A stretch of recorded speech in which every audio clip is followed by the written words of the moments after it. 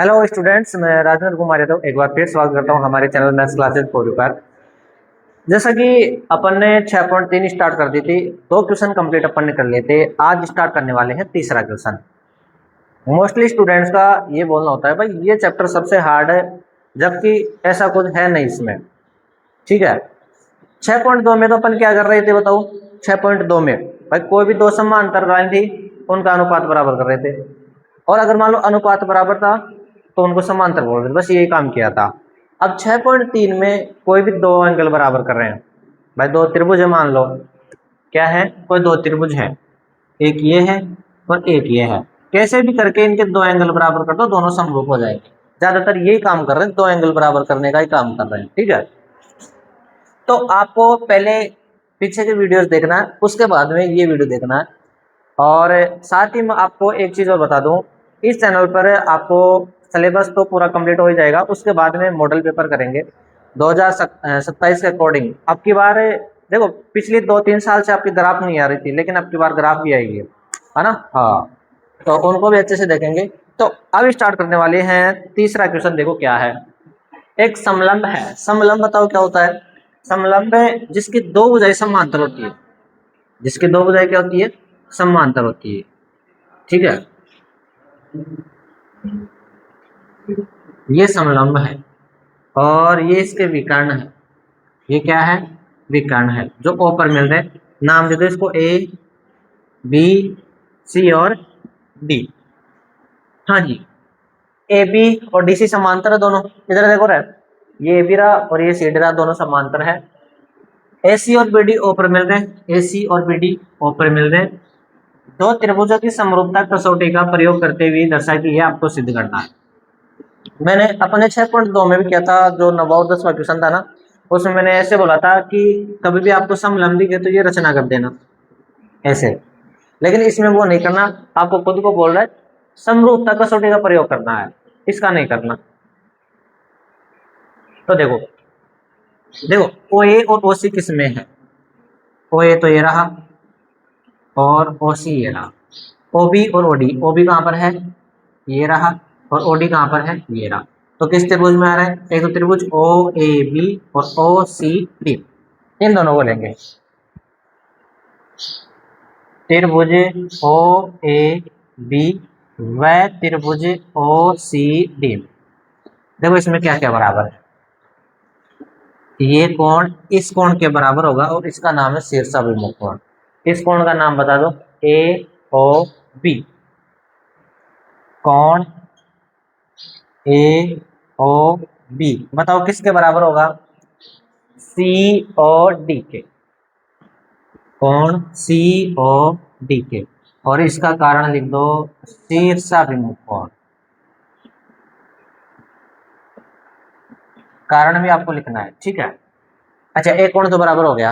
अच्छा देखो, जैसे ये होता है ऐसे जेड बनता है, तो इसमें ये कोण बराबर होता है ना, और इसका नाम बताओ क्या होता है, एकांतर कोण। तो इस देखो, ऊपर वाले त्रिभुज में तो ये कोण और नीचे वाले त्रिभुज में ये कोण, दोनों क्या होंगे, बराबर होंगे ना। कारण हो जाएगा एकांतर कोण। तो उस कोण का नाम लिख दो डी सी ओ कोण। पहले पहले इसमें लिखो बी ए ओ, या ओ ए बी, किस साइड से भी लिख सकते हो। ठीक है, ओ ए बी से लिख देते, ओ ए बी बराबर ओ सी डी, ओ सी डी के, और कारण लिख देना एकांतर कोण। ठीक है, ए नियम से दोनों त्रिभुज समरूप हो गए। ए नियम से त्रिभुज ओ ए बी समरूप है त्रिभुज ओ सी डी। अगर समरूप है तो संगत भुजाओं का अनुपात बराबर होगा। संगत भुजाओं को देखो, ओ ए ले रखा है, ओ ए के साथ में आ जाएगा ओ सी, ओ ए बटा में ओ सी बराबर ओ बी ले रखा है, ओ बी, तो ओ डी आ जाएगा, ओ बी बटे में ओ डी। ये जरूर लिखना है बाई सी पी सी की, और इसका पता ही है आपको, बस यही आपको प्रूव करना। ठीक है, उतारो। चौथा क्वेश्चन देखो फिर, ये तीसरा क्वेश्चन हो गया कंप्लीट, चौथा देखते हैं।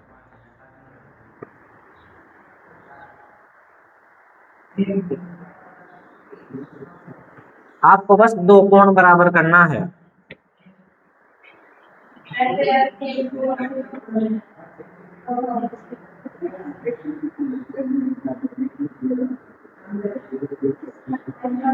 हाँ,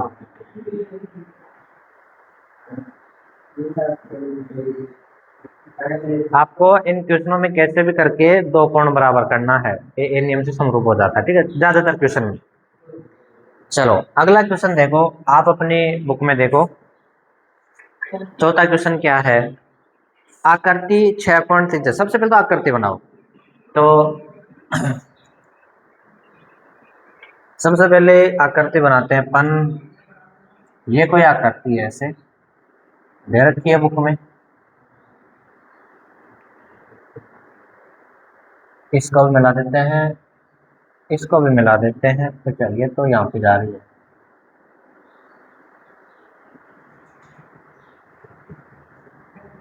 नाम है टी पी क्यू एस और आर। यहाँ पर है कोण 1 और यहाँ पर है कोण 2। आप क्वेश्चन को पढ़ो एक बार। हाँ, आकृति 6.36 में क्यू आर बटे क्यू एस आपको ये दे रखा है, क्यू आर बटे में क्यू एस और क्यू टी बटे पी आर। और एक चीज और दे रखी है, कोण 1 बराबर में कोण 2। तो सीधे है पी क्यू आर। एक चीज मैं आपको पहले बता देता हूँ, इधर देखो एक बार। जैसे मान लो आपके पास ये कोई त्रिभुज है और एक त्रिभुज, हाँ यही है, इसका नाम है पी क्यू आर। मैं से बोल भाई कोण 1 है ना और ये कोण 2 है, दोनों बराबर है, तो इनके सामने वाली भुजा भी आपस में बराबर होगी। अगर मान लो ये कोण बराबर है ना, तो पी आर बराबर पी क्यू होगा, सामने वाली भुजा भी आपस में बराबर होगी। पी आर बराबर क्या होगा, पी क्यू होगा। ठीक है, चलो अब देखो आपको सिद्ध क्या करना है।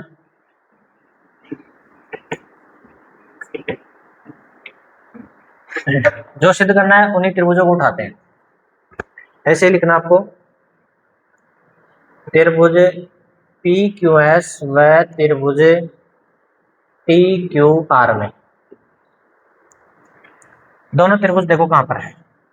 एक बार देखो दोनों त्रिभुज कहां पर है, P Q S, P Q S. एक बार इसको मैं बाहर निकाल देता हूँ, ठीक है। ऐसे आपके पास पी, आपको नहीं निकाला, समझाने के लिए निकाल रहा हूं। और एक है टी क्यू आर, बड़े वाला त्रिभुज है, टी क्यू आर। ऐसे है ना। मेरे को बताओ, अगर समरूप कब होते हैं, जब इनकी संगत भुजाओं का अनुपात बराबर होता है। ठीक है, अच्छा एक अनुपात आपको दे रखा है, ये देखो क्यू आर बटे में क्यू एस, क्यू आर बटे में क्यू एस, सही है। क्यू टी बटे में पी आर, क्यू टी बटे में देखो ये आना चाहिए था, पी क्यू आना चाहिए था, ये आना चाहिए था ना। अगर मान लो ये आ जाता तो समरूप हो जाता।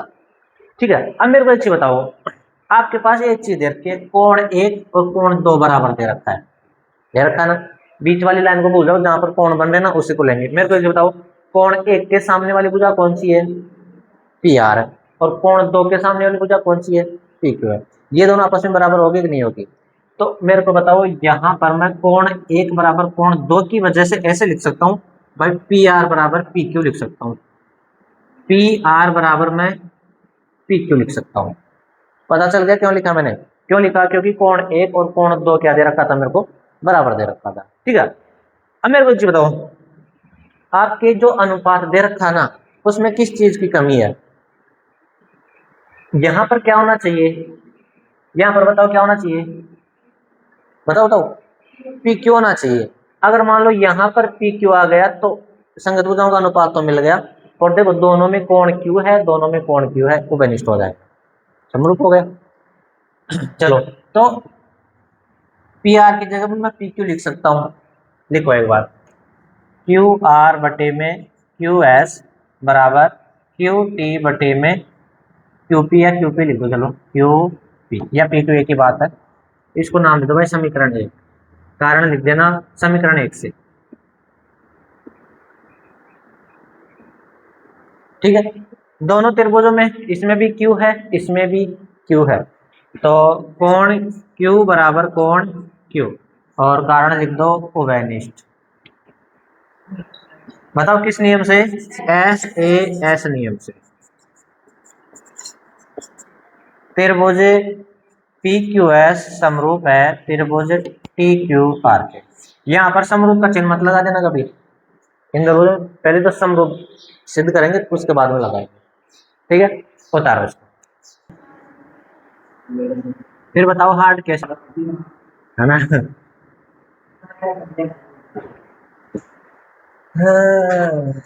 ये खोला हुआ है खोला। अरे चलो पांचवा क्वेश्चन देखो क्या है।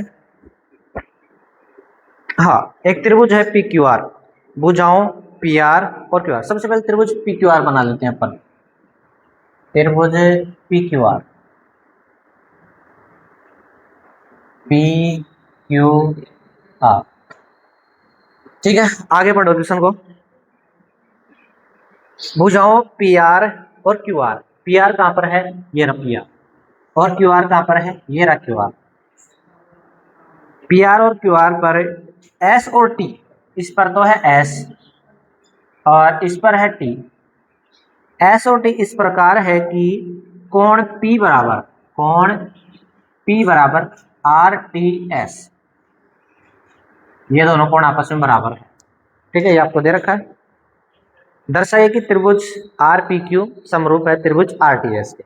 तो सबसे पहले तो लिख दो, देखो मेरी बात सुन, आपको जो दे रखा है ना वो लिख दो। कोण P बराबर कोण क्या दे रखा है? कोण आर टी एस आपको दे रखा है। कौन कौन सा त्रिभुज समरूप सिद्ध करा उन्हीं को उठा लो। त्रिभुज आर पी क्यू व त्रिभुज आर टी एस में। अब दोनों त्रिभुजों में जो भी आपको बराबर है कर दो।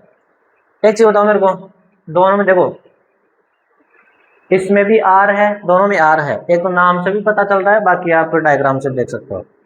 तो कोण आर बराबर कोण आर उभयनिष्ठ,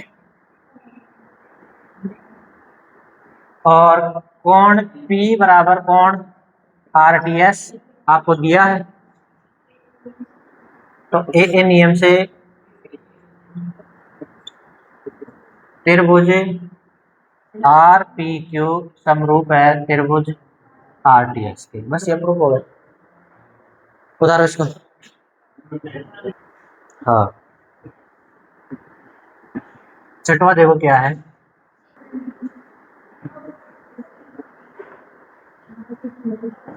देखो मैंने आपको एक चीज बताई थी, एक तो सर्वांगसम और एक समरूप। सर्वांगसम क्या होता है और समरूप क्या होता है? सर्वांगसम में बिल्कुल डिटो होता है, आपस में बराबर होते हैं, और इसमें समरूप में अनुपात बराबर होता है, ठीक है। तो अब की बार आकृति 6.37, तो आकृति बना देता हूं मैं सबसे पहले।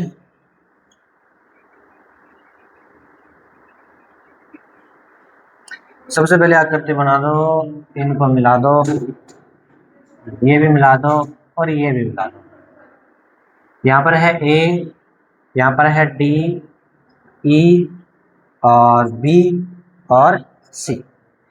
अब देखो आकृति 6.37 में यदि आपको दो त्रिभुज दे रखा है, त्रिभुज A B E सर्वांगसम A C D, लिख दो इसको। त्रिभुज ए बी ई सर्वांगसम त्रिभुज ए सी डी सर्वांगसम दे रखा है, तो आपको ये सिद्ध करना है। देखो अगर मान लो सर्वांगसम दे रखा है ना, तो भुजाएं बराबर होंगी। समरूप दे रखा है तो भुजाओं का अनुपात बराबर, इस चीज का ध्यान रखना। तो आपको देखो ए बी ई कहां पर है? ए बी ई, ए ये बी और ये ई, और A D, A D E, ये दोनों त्रिभुज रहे, ठीक है। इनको मैं बाहर निकाल देता हूँ एक बार। आपके पास ऐसे है कुछ, हाँ एक त्रिभुज तो ऐसे है और दूसरा त्रिभुज ऐसे है। ऐसे दो त्रिभुज है A B E, A D C, दोनों त्रिभुज सर्वांगसम है, तो इन दोनों की भुजाएं आपस में क्या होंगी? बराबर होंगी। सर्वांगसम है तो देखो मेरे पास सुन, ए डी बराबर में तो हो जाएगा ए, ए डी बराबर में तो हो जाएगा ए बी बराबर में हो जाएगा ए सी, ए बी बराबर में हो जाएगा ए सी। ये समीकरण नंबर 1 है और ये समीकरण नंबर, ठीक है, होगा कि नहीं होगा? अरे भाई सम आपको सर्वांग सम दे रखा है तो भुजाएं आपस में बराबर होगी। अब मेरी बात सुनो, कौन कौन सा त्रिभुज समरूप सिद्ध करना है उनको ले लो। त्रिभुज एडीई व त्रिभुज ए बी सी में क्या क्या बराबर है, बस वो लिख दो। कोण ए तो दोनों में है, तो कोण ए बराबर कोण ए, वो बेनिस्ट। अब समीकरण 1 और समीकरण 2 देखो, इनका अनुपात मिल जाए तो दो भुजाओं का अनुपात मिला। समीकरण 1 में समीकरण 2 का भाग दे दो, समीकरण 1 भाग समीकरण 2 भाग दो एक बार। ए डी बटा में ए बी बराबर ए ई बटा में ए सी, अनुपात भी आ गया और एक कोण आ गया, तो किस नियम से दोनों त्रिभुज समरूप हो जाएंगे? ऐसे ऐसे नियम से दोनों त्रिभुज समरूप हो जाएंगे, एस ए एस नियम से। त्रिभुज ए डी ई समरूप त्रिभुज ए बी सी, उतार लो इसको।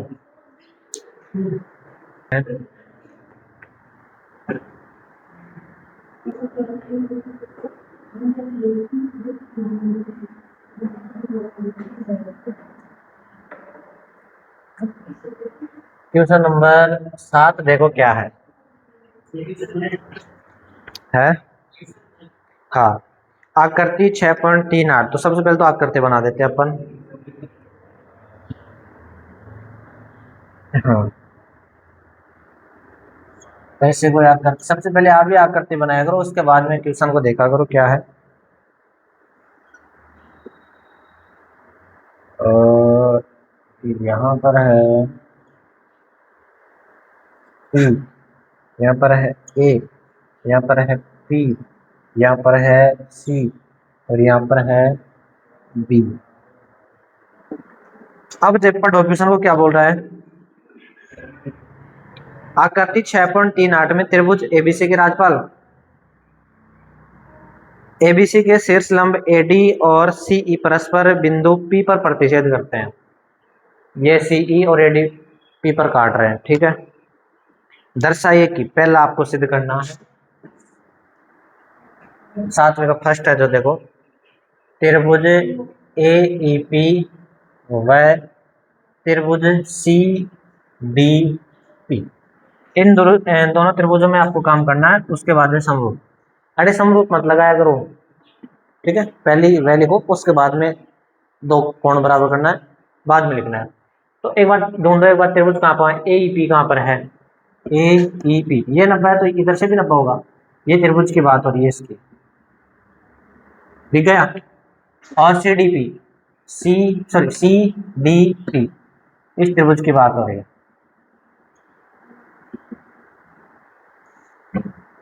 ठीक है। तो देखो दोनों कोणों में ये कोण और ये कोण बराबर होगा, ठीक है, लिख दो। कोण ए पी ई बराबर कोण सी पी डी, कारण बताओ। शीर्षाभिमुख कोण, एक कोण तो बराबर हो गया दोनों का। दूसरा देखो, ये इसमें तो ई और इसमें डी दोनों 90-90 के हैं, तो लिख दो कोण ए ई पी बराबर कोण सी डी पी, कितने डिग्री का है, 90 डिग्री का है। तो ए नियम से, ए नियम से जिस भी कोण को ले रहे हो ना तो उसको बीच में ले लिया करो, ठीक है। अब जैसे अपन यहाँ पर ई ले रहे तो एक ई को बीच में ले लो, उसमें डी ले रहे तो डी को बीच में ले लो, ठीक है। ए नियम से त्रिभुज ए ई पी समरूप है त्रिभुज सी डी पी, बस यही प्रूफ करना था, ठीक है। सेकंड करो, देखो आप इसका उतारो इसको।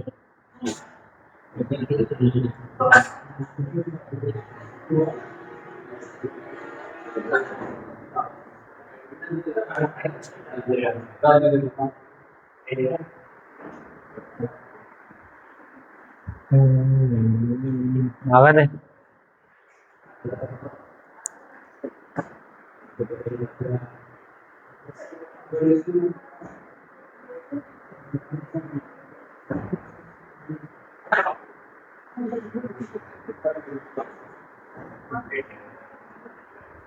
उतार लिया क्या?